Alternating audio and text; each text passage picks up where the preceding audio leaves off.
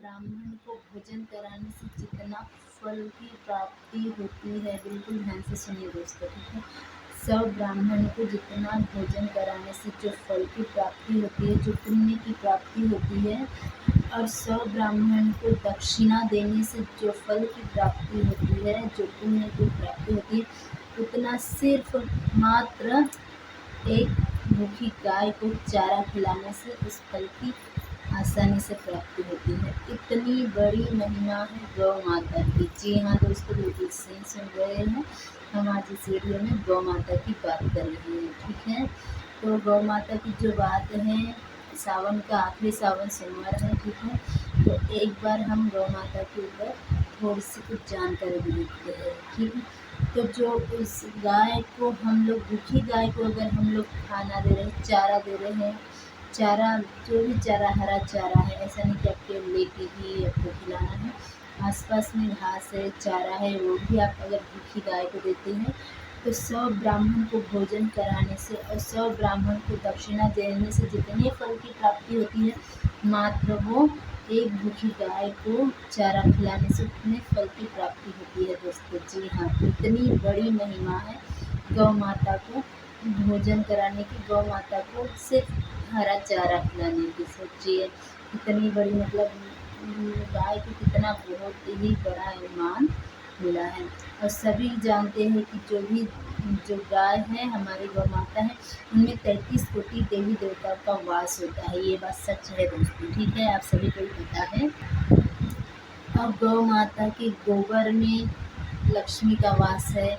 गौ माता की गौमूत्र में गंगा मैया का वास है, गंगा का वास है, गंगा मैया, गंगा जल का वास है, ठीक है।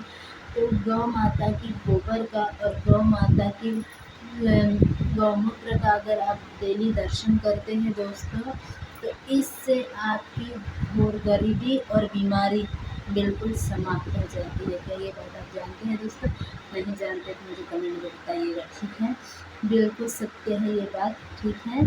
तो गौ माता का गोबर का दर्शन और गौ माता की गौमूत्र का दर्शन आप डेली कीजिएगा, हो सके तो अगर आपके आसपास में है तो। और गौ माता का अगर आप दर्शन करते हैं, ये तो मैं पुण्य फल तो मैं बाद में बताऊँगी, लेकिन जैसे हम लोग भोले बाबा का मतलब शिवलिंग का दर्शन करते हैं, तो उसके फल की इतनी प्राप्ति है, इतना फल आपको मिलेगा, उसकी क्वांटिटी है, ठीक है दोस्तों, उसको शब्दों में बयां किया जा सकता है। हम विष्णु भगवान की अगर हम लोग पूजा करते हैं, दर्शन करते हैं, तो उसका भी इतने फल की प्राप्ति है, ऐसा बताया जाता है। तुलसी मैया के भी हम अगर दर्शन करते हैं तो उसकी भी फल की प्राप्ति बताई गई है। मतलब हर भगवान की फल की प्राप्ति इतनी है, लेकिन एक सिर्फ गौ माता है जिसकी आपने अगर सुबह में दर्शन किए, कभी भी 24 घंटे में आपने कभी डेली भी कर सकते हैं, जब भी आप दर्शन करते हैं तो उसकी अनंत गुना आपको फल मिलता है। अनंत गुना मतलब इसकी कोई सीमा ही नहीं है, इतनी बड़ी महिमा है सिर्फ एक गौ माता के दर्शन की। तो सोचिए गौ माता कितनी महान, कितनी। गौ माता को साक्षात चलता फिरता अस्पताल है, चलता फिरता गौ तीर्थ है, चलता फिरता एक मतलब बोल नहीं सकते औषधि है, ठीक है।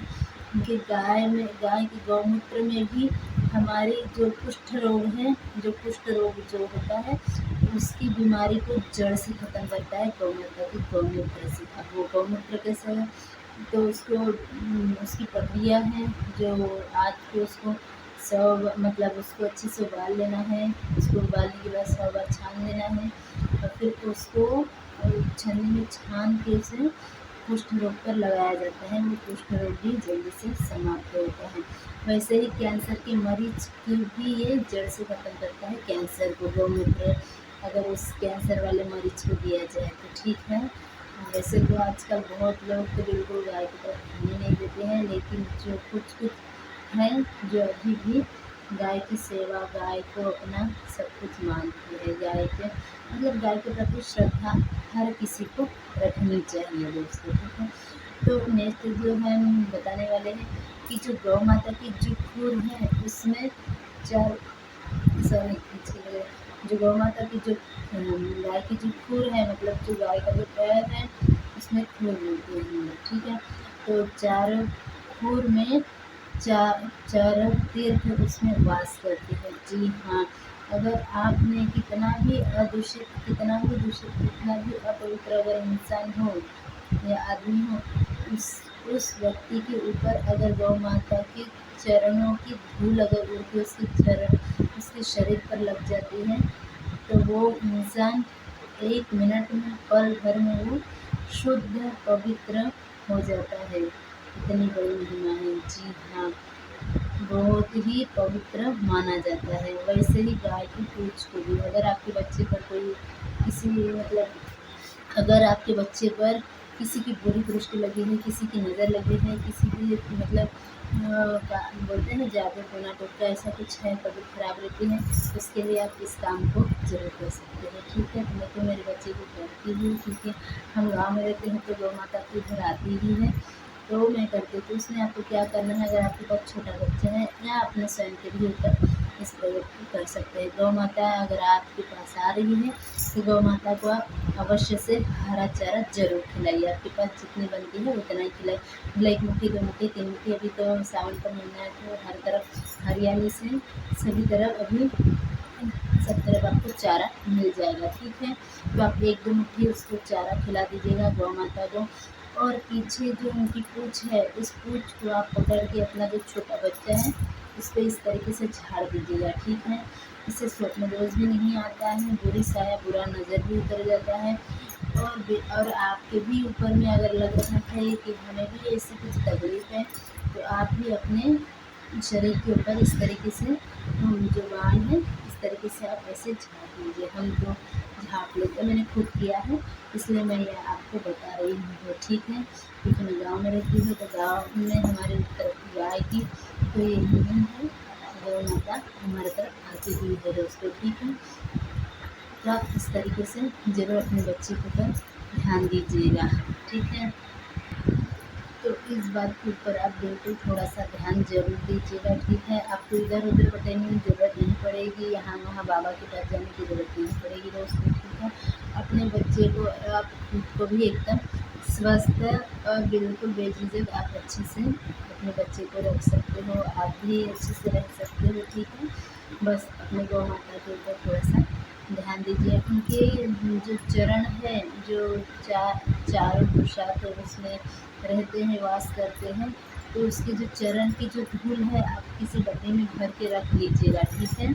आप डब्बे में भर के रख लीजिएगा, उसे हर रोज़ माथे पर भी आप लगा सकते हैं। इससे भी आपको बहुत ही ज़्यादा पुण्य फल देने वाली आपकी मतलब पुण्य में इसमें वृद्धि होती है दोस्तों। इससे बड़ा स्वप्न नहीं आते हैं, बहुत कुछ होता है, जब आप ये यूज़ करोगे तो ही पता चलेगा, ठीक है दोस्तों। हमने तो किया है, इसलिए हम खुद तभी आपके पास बता रहे हैं, ठीक है। आसानी से इजीली मिल जाती है ये, ठीक है। गौ माता के फूल आते हैं जहाँ पे खड़े हुए तो थोड़ी सी धूल उठा के आप अपनी डिब्बी में अपने पास रख लीजिएगा, ठीक है। रोज़ थोड़ा थोड़ा जो गौ माता की जो धूल है उसको डिब्बे में रख के रोज़ थोड़ा थोड़ा आप ज़रूर लगाइएगा, ठीक है। अपने बच्चे के माथे के ऊपर भी लगाइएगा और खुद के ऊपर, ठीक है।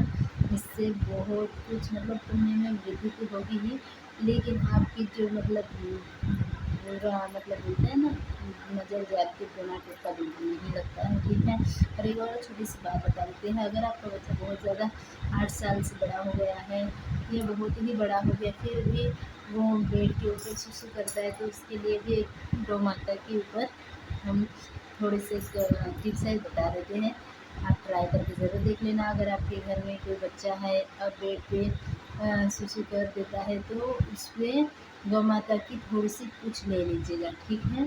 थोड़े से बाल ले लीजिएगा गौ माता की पूँछ के, और अपना जो बच्चा है उनके कमर पे बांध दीजिएगा। इससे भी ये जो बीमारी है सुसु करने की वो भी ख़त्म हो जाती है। इतनी बड़ी महिमा है दोस्तों गौ माता की, ठीक है। गौ माता की गुणगान हम जितना भी करें बहुत ही कम है।